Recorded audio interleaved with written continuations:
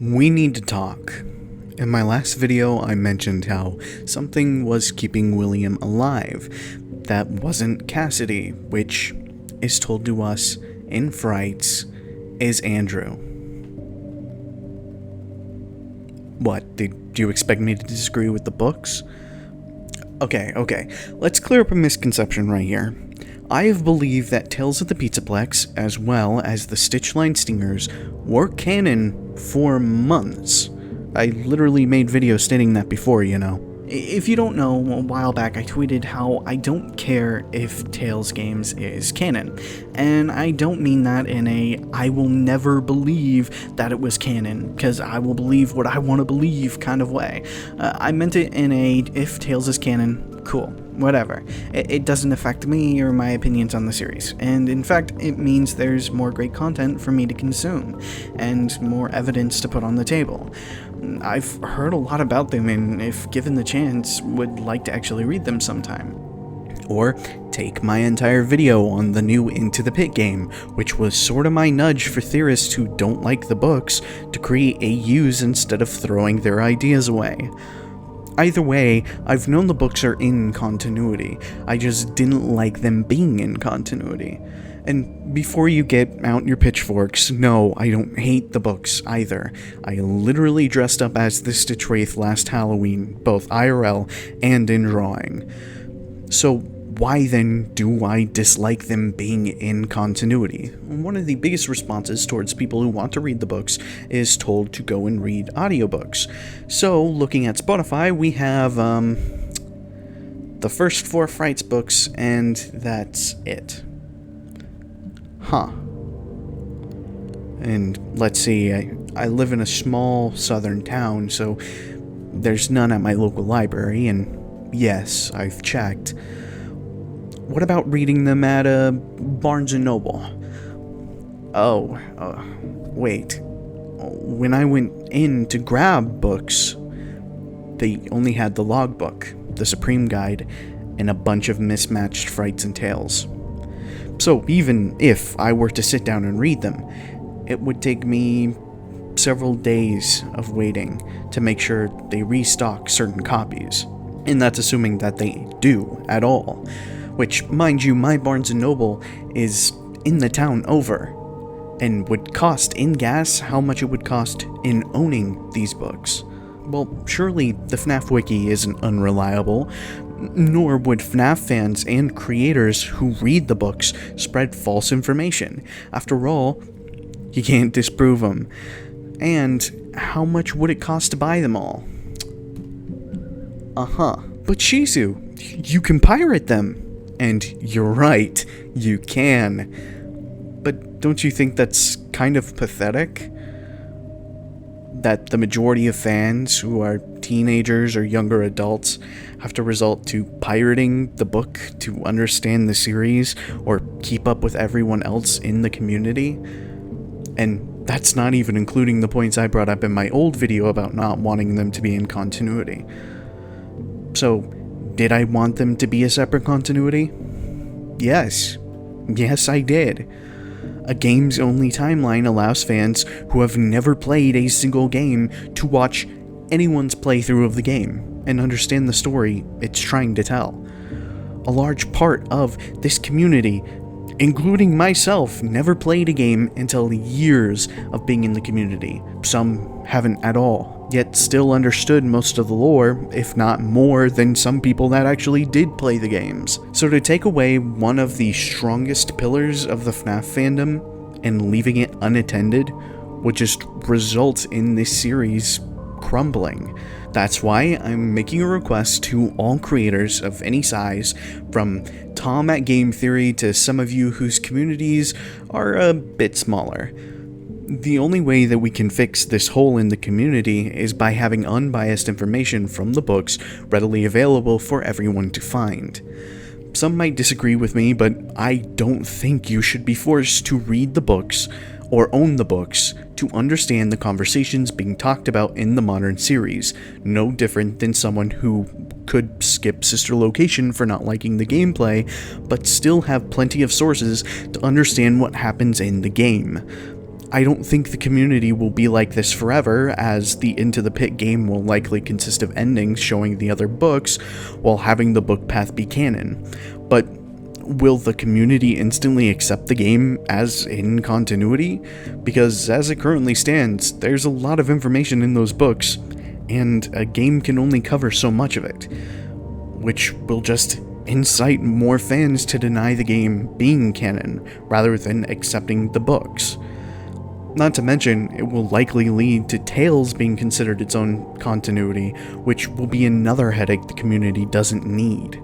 I just feel like it'll just cause people who are adamant on the books not being canon to continue to hammer down on that idea and never change their mind, because there is not an easy way for them to transition into understanding what's going on. There is no alternative to the books entirely that we have, and I want to make sure that that information is available for all members of the community, whether they have the ability to get their hands on these books or not.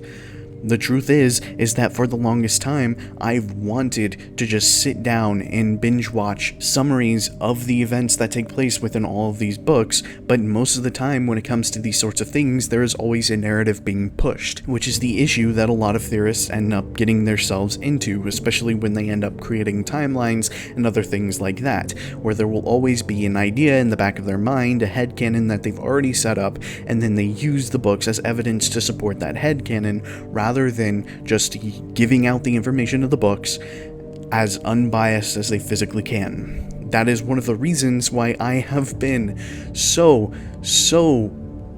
impatient about Hyperdroid's Supreme Guide video, because I've known for the longest time, since he teased it months ago, that it was supposedly the most unbiased that you could be in giving all the information about Five Nights at Freddy's out there.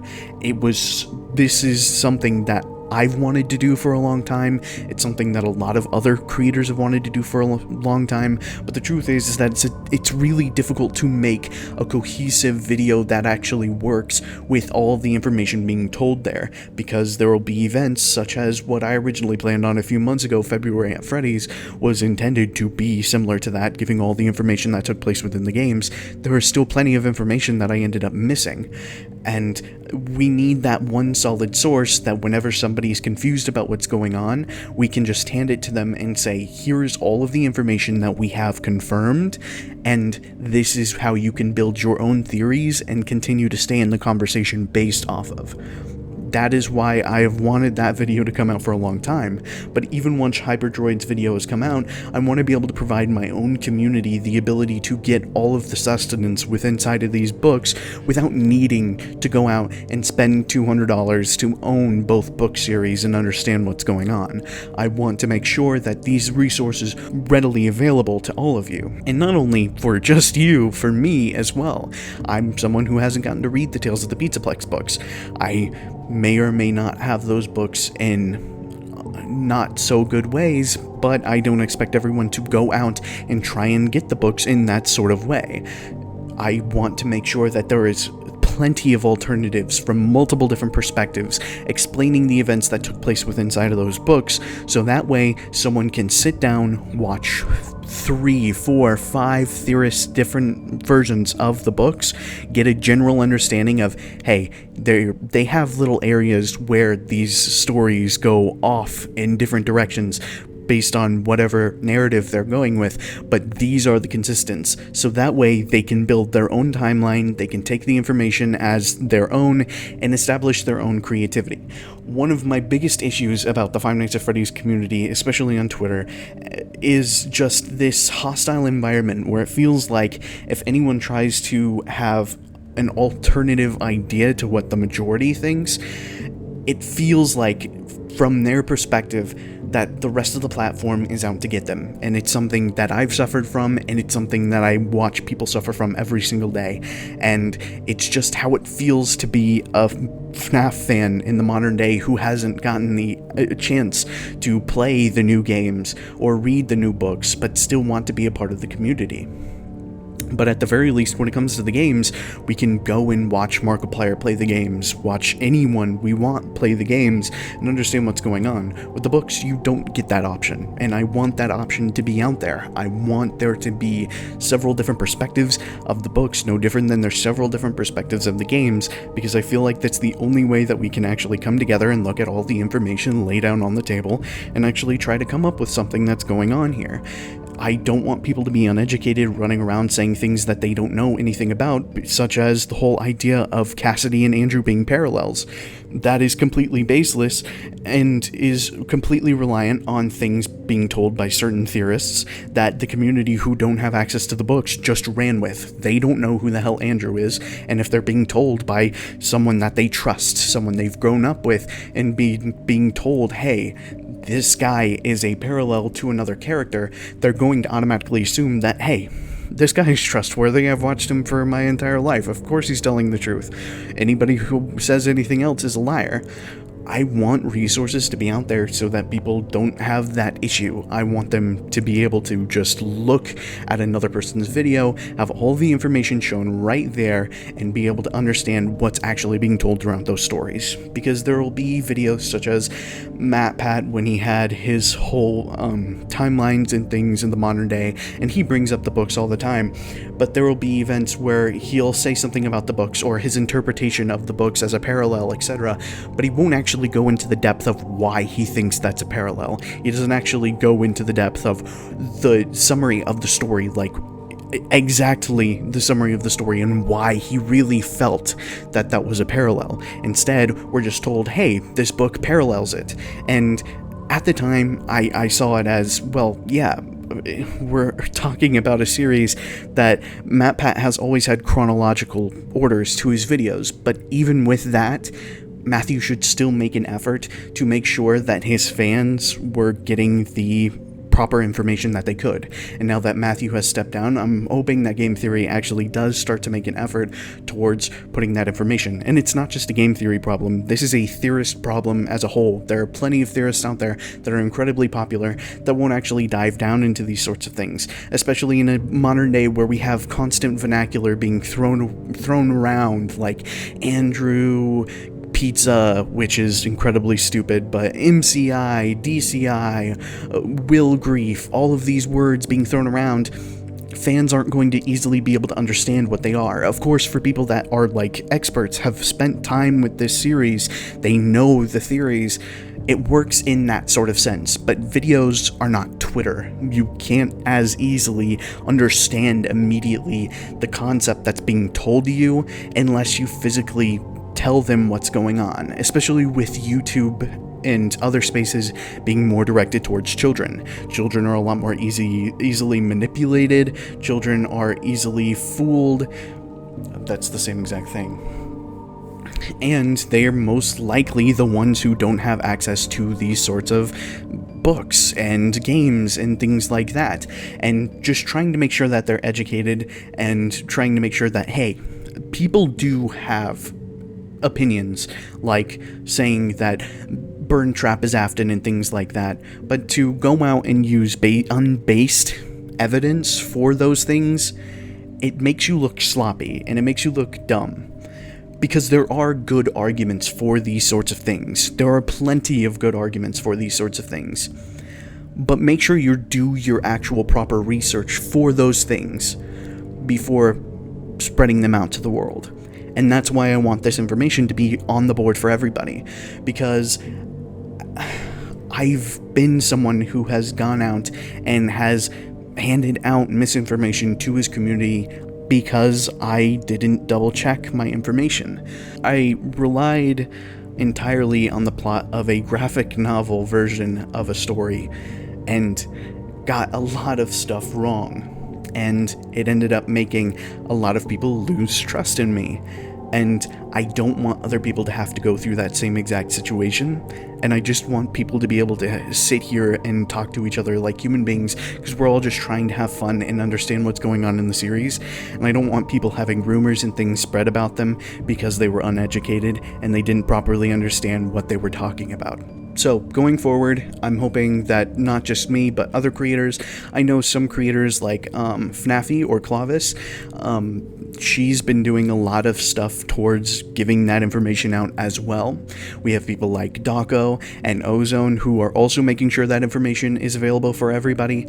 But I feel like as a theorist, if you're considering yourself a theorist, if you're giving out theories for the sake of other people agreeing with you, it should be your job to make sure that you source all of the information that you're talking about so that way your community can understand your thought process and make their own decisions using that information. You owe it to them, and you owe it to the rest of the community if that's the position you want to do.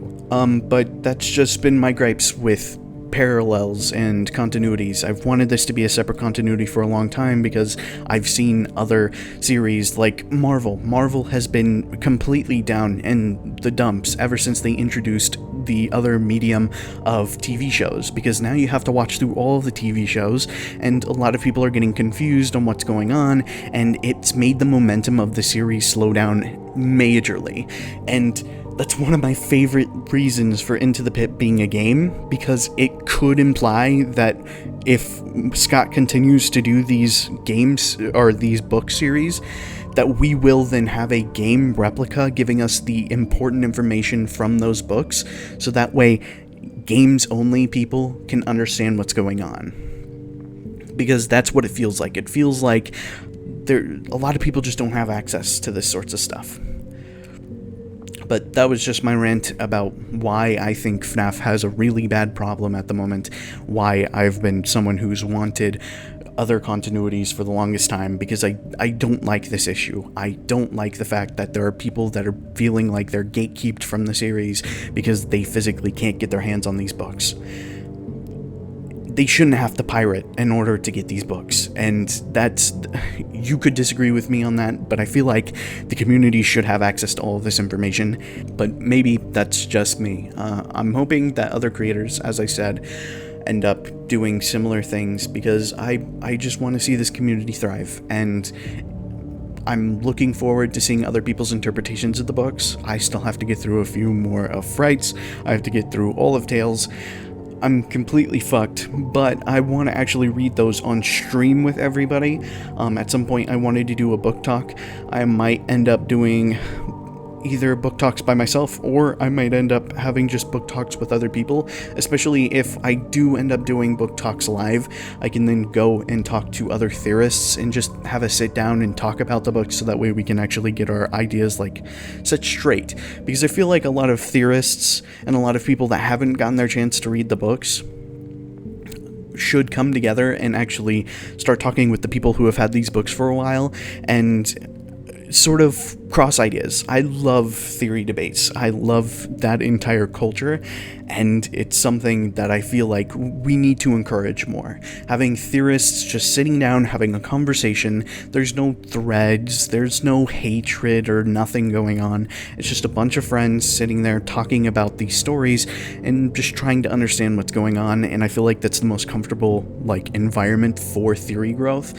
And hopefully one of these days I'll end up finding myself on one of them, or creating my own, but we'll see when that happens.